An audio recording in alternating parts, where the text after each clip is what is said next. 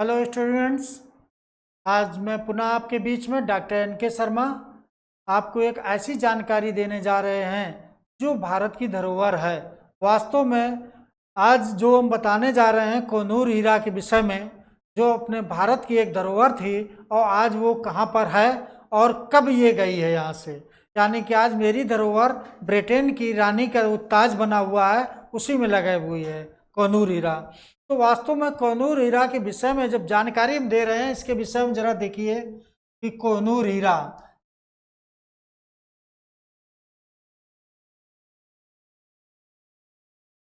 ये कोहिनूर जो हीरा था, इसका हम संक्षिप्त इतिहास बताने जा रहे हैं।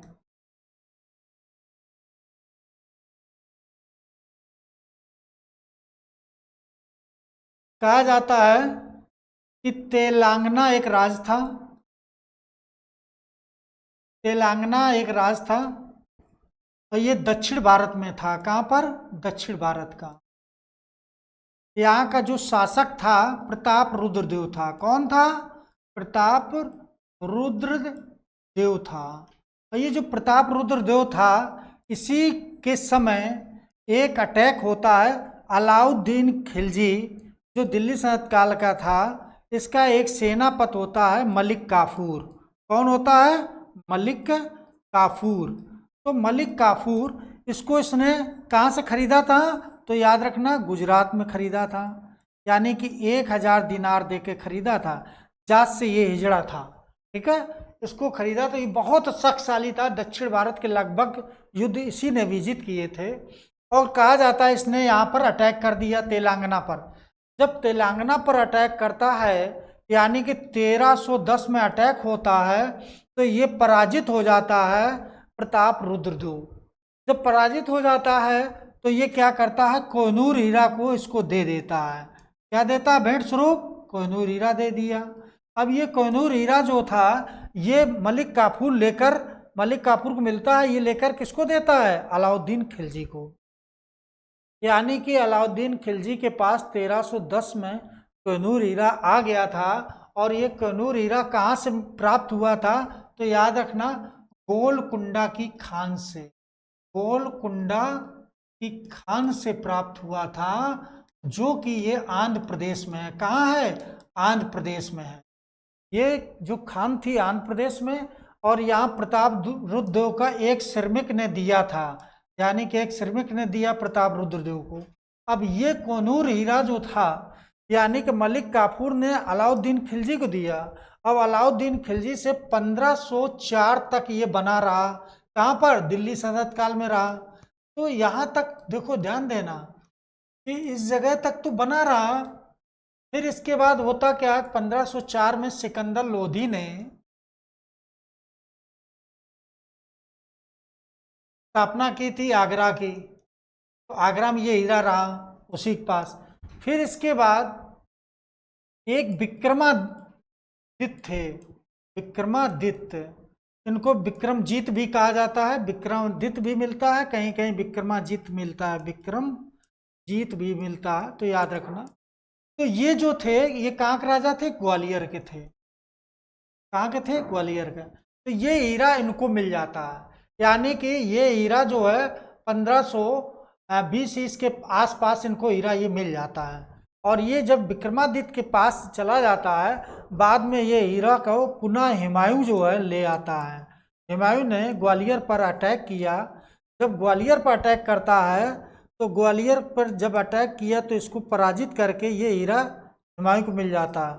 अब जब हुमायूं को ये हीरा मिल जाता है, तो ये समझो कि हुमायूं से कितने समय तक ये हीरा भारत में रहता है, ये चीज़ याद रखना। अभी देखो बताते हैं इसके विषय में। काफ़ी लंबे समय तक ये हीरा भारत में रहा। यानी कि हुमायूं से अगर देखा जाए कि हुमायूं से यानी कि हुमायूं से अगर देखा जाए ये हीरा, तो किसके तक रहा है? मोहम्मद शाह तक। यानी मोहम्मद शाह जो था, इसका शासनकाल 1719 से 48 तक था। यानी कि इसका शासन, ठीक, ये मुगल वंश के पतन के बाद बैठता है। तो इस समय तक ये हीरा रहा। इसके बाद इसी के समय एक व्यक्ति हैं नादिर शाह। नादिर शाह ने जब अटैक किया 1739 में, तो ये हीरा नादिर शाह लेके चला जाता है। कौन लेके चला गया? नादिर शाह। अब देखो नादिर शाह ये हीरा तो ले जाता है, एक चीज और ले जाता है, तख्ते ताउस। ये तख्ते ताउस बहुत कीमती था, जो किसने बनवाया था? शाहजहां ने। वो उसको भी लेकर चले जाता है। अब नादिर शाह जब लेकर गया, तो एक चीज याद रखना, जब नादिर शाह खत्म हो जाता है, तो ये अफगान का एक शासक होता है। कहाँ का? अफगानिस्तान का एक शासक होता है। तो कौन था अफगानिस्तान का शासक? तो अहमद शाह अब्दाली। कौन था? अहमद शाह अब्दाली। अहमद शाह अब्दाली। ये अहमद शाह अब्दाली के पास चला जाता है। अब देखो अहमद शाह अब्दाली का जो बेटा होता है शाह शुजा, यानी जब अहमद शाह अब्दाली खत्म हो जाता है, तो उसका बेटा कौन हुआ?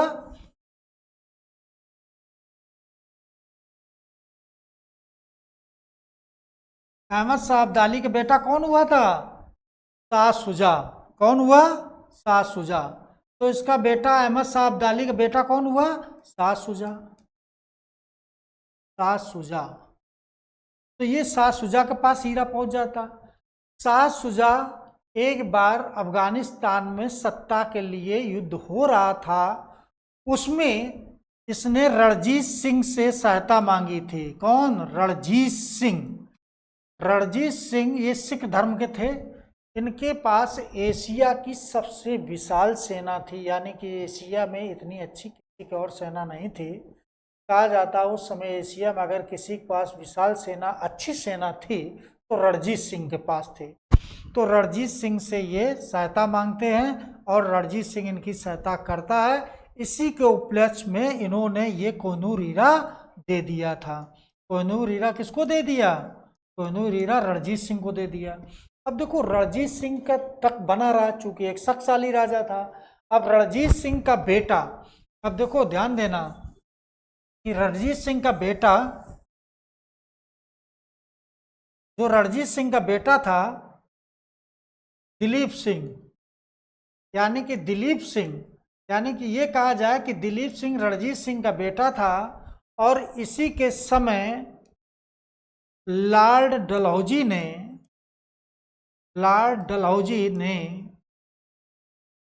आक्रमण किया। जब लॉर्ड डलहौजी ने दिलीप सिंह के शासन पर अटैक होता है, तो इसको क्या करता रणजीत सिंह, डलहौजी क्या करता है, इसको बंदी बना लेता है।